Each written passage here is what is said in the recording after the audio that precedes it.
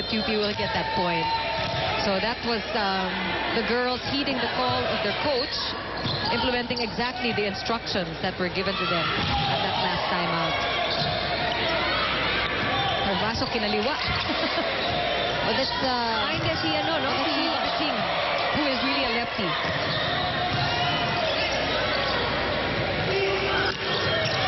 Oh, nice off speed.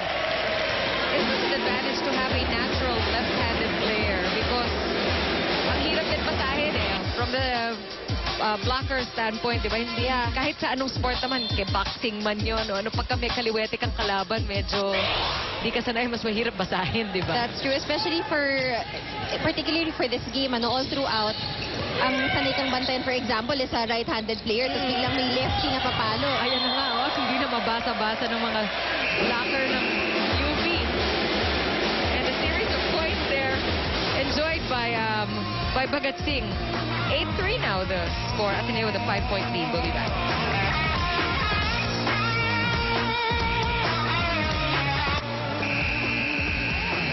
8-3 is the count. This is a do-or-die situation for UP now as they gave up the first 2 sets to Ateneo de Manila's Lady Eagles in this first day of action in UAAP's 72nd season of women's volleyball. Chiki Puno with Anne Remulla.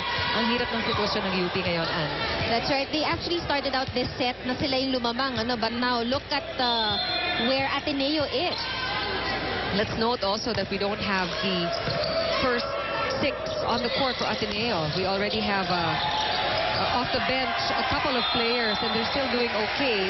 Props especially to this girl that you see on your screen here, Faustino, the setter for Ateneo, who has not disappointed. Let's listen to Patch Cansana, who is now at the UP bench.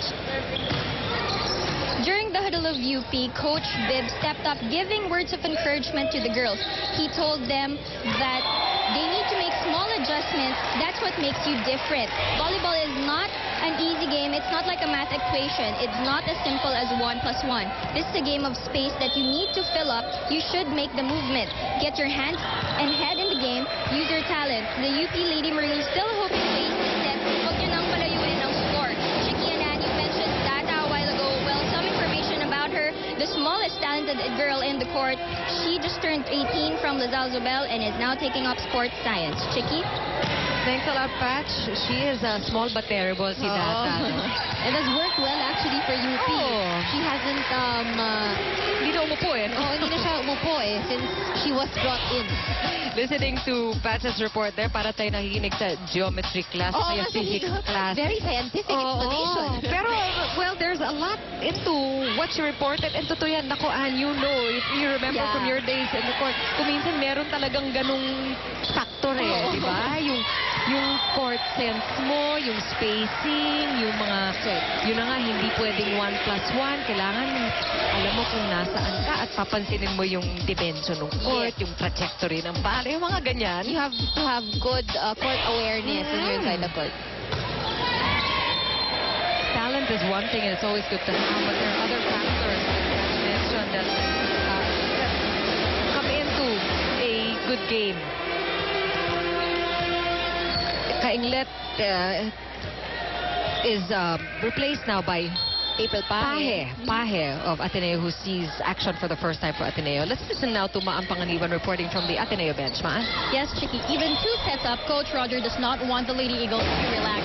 Let's play this third set like with the same level of intensity like what we had during the first 2 sets. And we're seeing 2 new faces.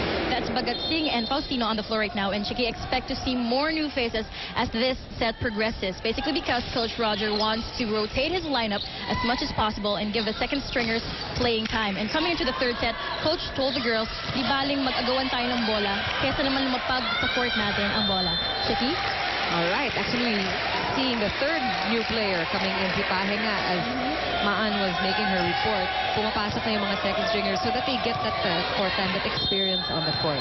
That's right. And what, I guess, better time to do that than when they are at advantage, para pag kalaban nila yung mga ibang teams, like, say, for example, USP, itong si Coach Roger, marami nang mabubunot from his second stringers.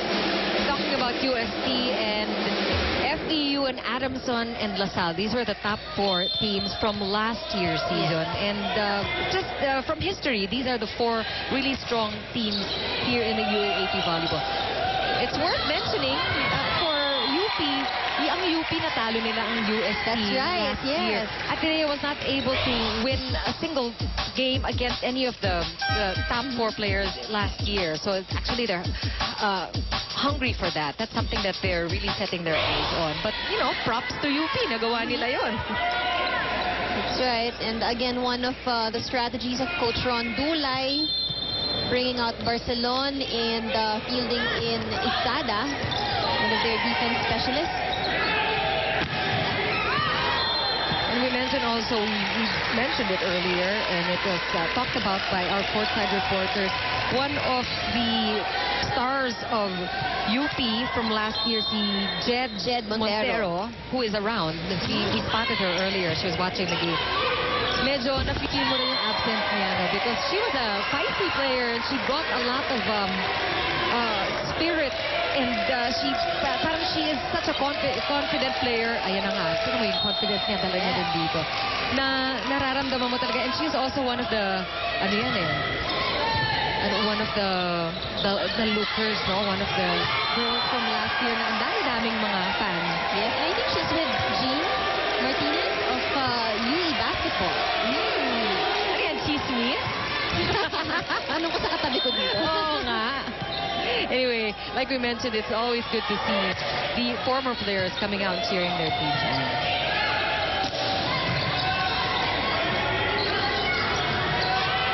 Drop ball. Pahe successful with that down the line attack. Oh, the Cuevas, new libero for Team UP, was not able to keep that ball in play. Nice combination play. Good showing by second string setter from Ateneo. No, si Faustino? That's right. No error so far, ha? A lifting violation? Is that a lifting violation? No, this is where attackers have to be very careful. If they want to drop the ball, dapat yan hindi matagal nagsistay sa kamay mo. Otherwise, there is already that risk of it being called a lifting violation.